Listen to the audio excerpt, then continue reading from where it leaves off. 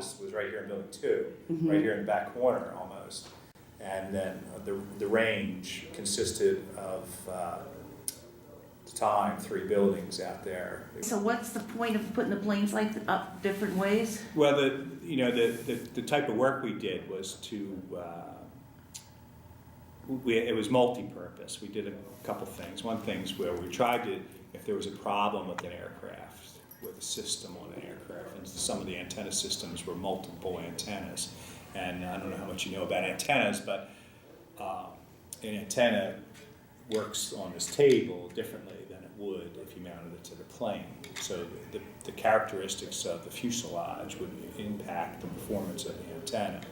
And the antenna the plane banking and doing all of its maneuvers could influence what the antenna actually sees. So, for instance, for a simplified example, if you had a guided missile, and the antenna for that was in a location where when you banked, you lost line of sight to the missile, then obviously that would be a potential problem, something you should know.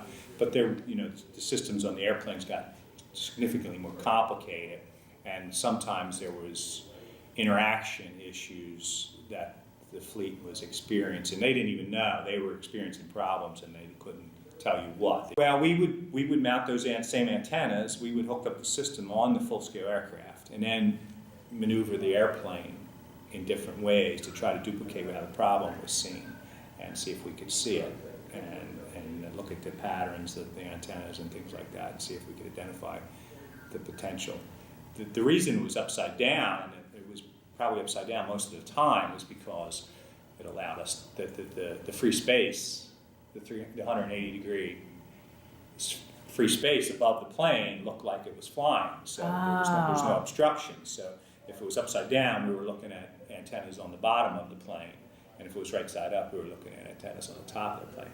As it turns out, there was more times than not, it was probably upside down. But each plane had the capability to be mounted both upside down or right side up. So it was certainly noticed by the community. Yeah, yes, it was. It was a big thing. In fact, towards the end, the Reflector, we wrote an article, and that was the lead-in for the article, essentially. That was such a community landmark of such, and everybody had their own opinion of what it did. Nobody knew. People who worked there didn't even know. Mm-hmm. Some of them knew, obviously, but for the most part, everybody had an opinion of what we did there, and very few people had it right. So we wrote that article.